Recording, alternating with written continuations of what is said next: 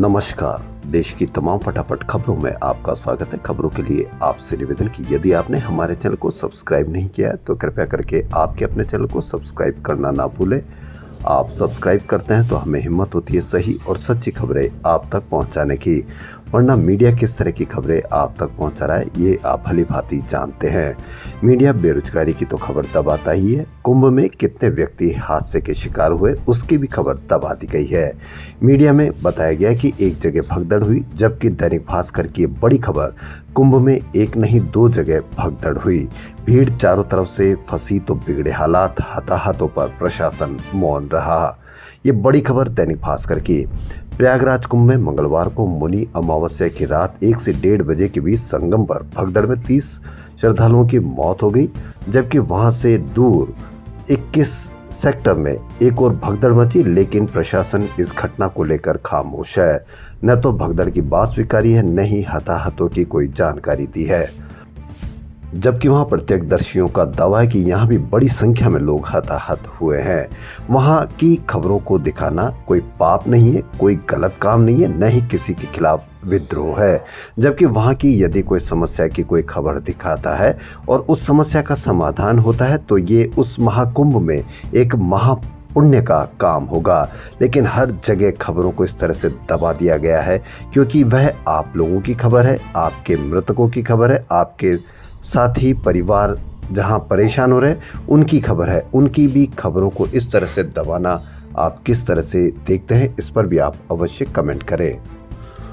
कांग्रेस सांसद राहुल गांधी ने गुरुवार को कहा कि 1990 के दशक में कांग्रेस ने दलितों और पिछड़े वर्गों के हितों की उस तरह से रक्षा नहीं की जैसी करनी चाहिए थी।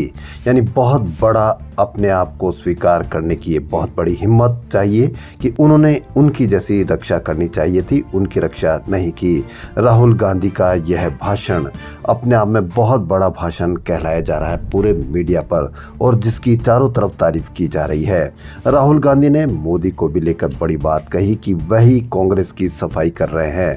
कांग्रेस में जो भी कहीं इस तरह का कोई आदमी मिलता है, कांग्रेस ईडी सीबीआई के डर से कांग्रेस वाले मोदी जी उसकी तरफ चले जाते हैं। तो ये बहुत बड़ी स्पीच दी है राहुल गांधी ने। जी हाँ, कांग्रेस सांसद राहुल गांधी ने कहा कि 1990 के दशक में कांग्रेस ने दलितों और पिछड़े वर्गों के हितों की उस तरह से रक्षा नहीं की जैसी करनी चाहिए थी। राहुल गांधी ने कहा कि इंदिरा गांधी के समय में कांग्रेस को दलितों, अल्पसंख्यकों और पिछड़ों का पूरा विश्वास था, बाद में यह डगमगा गया। राहुल ने कहा कि दलितों, पिछड़ों को सिर्फ राजनीति प्रतिनिधित्व से फर्क नहीं पड़ेगा। राहुल गांधी ने दावा किया कि जब कांग्रेस का मूल आधार वापस आएगा तब भाजपा आरएसएस मैदान में नहीं दिखेंगे। राहुल ने वंचित समाज दशा और दिशा कार्यक्रम में दलित पिछड़ा वर्ग के लिए अधिकारों और हिस्सेदारी पर जोर दिया। उन्होंने कहा कि जब तक दलितों, पिछड़ों को पावर में हिस्सेदारी नहीं मिलेगी तब तक उनकी समस्याओं का समाधान नहीं होगा। कुंभ मेले में मौनी अमावस्या पर मची भगदड़ में कई लोगों ने अपनों को खो दिया, कई लोगों को अपनों से साथ भी छूट गया है।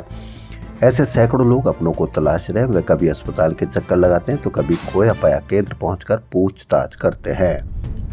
कई ऐसे लोग भी हैं जिन्होंने अपने संबंधी को खो दिया, लेकिन अब उनके पास उनके घर तक जाने के लिए पैसे नहीं है। कुंभ मेले की भगदड़ में पति को खोने वाली गायत्री देवी, ये दैनिक भास्कर की बड़ी खबर। गायत्री देवी का रोते हुए वीडियो वायरल है। भगदड़ के दौरान उनके पति की मौत हो गई, पैसे सामान भी गुम हो गया। महिला ने बताया कि पति का शव बिहार ले जाने को एम्बुलेंस वाले 10,000 रुपये मांग रहे, हमारे पास पैसे नहीं है, हम शव कैसे लेकर जाए। गायत्री बोली, क्या अपना देह बेचकर पैसा दें। इतनी दर्दनाक वीडियो को, इतनी दर्दनाक हादसे को भी किसी मीडिया पर कोई जगह नहीं मिली है। यही अगर संदेश खाली होता तो पूरा देश उसकी बातों को पहचान चुका होता या जान चुका होता कि किस तरह से कोई महिला पीड़ित है, लेकिन यहाँ किसी भी मीडिया पर इसकी कोई चर्चा नहीं होगी। असंगठित विनिर्माण क्षेत्र में रोजगार 2023-24 के दौरान करीब 14 साल के निचले स्तर पर पहुंच गया है। यह खुलासा राष्ट्रीय सांख्यिकी कार्यालय द्वारा जारी वार्षिक सर्वेक्षण के विश्लेषण से हुआ है। इसकी तुलना 2010-11 में हुए 67वें राष्ट्रीय सैंपल सर्वेक्षण से की गई है।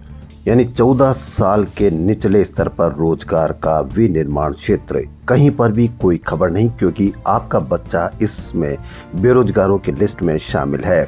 लेकिन फिर भी कहीं कोई खबर नहीं, कहीं कोई मीडिया में कहीं कोई चर्चा नहीं। नोटबंदी, कोविड से नहीं उभरा असंगठित क्षेत्र। बजट सत्र आज से शुरू हो रहा। वित्त मंत्री निर्मला सीतारमण 1 फरवरी को 8वां बजट पेश करेगी। यह 50 लाख करोड़ रुपए से अधिक होने का अनुमान है। उनकी सबसे बड़ी चुनौती आर्थिक मंदी, रुपए की गिरती कीमत और खपत में कमी जैसी चुनौतियों के समाधान का खाका पेश करना रहेगा। लेकिन जब इन बातों की चर्चा ही नहीं होगी तो खाका पेश करना कैसे चुनौती बन सकता है। वित्त वर्ष 25 में आर्थिक वृद्धि दर भी 6.4% रहने का अनुमान है, जो कोविड के बाद सबसे निचला स्तर है। लेकिन इतने अनुमान के बाद भी कहीं मीडिया पर इसकी कोई चर्चा नहीं है। मीडिया में रोजगार की कोई चर्चा नहीं है, मीडिया में आर्थिक मंदी की कोई चर्चा नहीं है, तो रुपए की गिरती कीमतों में कोई चर्चा नहीं है। जब इनकी कोई चर्चा ही नहीं है तो किस तरह से इनकी चुनौतियां रहेगी। यदि मीडिया में 2 महीने 3 महीने इन पर चर्चा हो जाए तो पूरे देश को पता लग जाए कि असली समस्याएं क्या है। वहीं पिछले बजट में सोने चांदी पर आयात शुल्क 9% घटाया गया था, लेकिन अब तब से सोना 23% तक महंगा हो चुका है। 3% ब्याज सब्सिडी के चलते एजुकेशन लोन करीब 17% बढ़ गया है। गोल्ड की कीमत भी इतनी बढ़ गई है कि न तो मंगलसूत्र बनवाया जा सकता है और न ही उसकी कोई चोरी की जा सकती है। खबरों फिलहाल इतना ही। यदि आपको हमारा चैनल पसंद आए तो लाइक, सब्सक्राइब और शेयर अवश्य करें। धन्यवाद।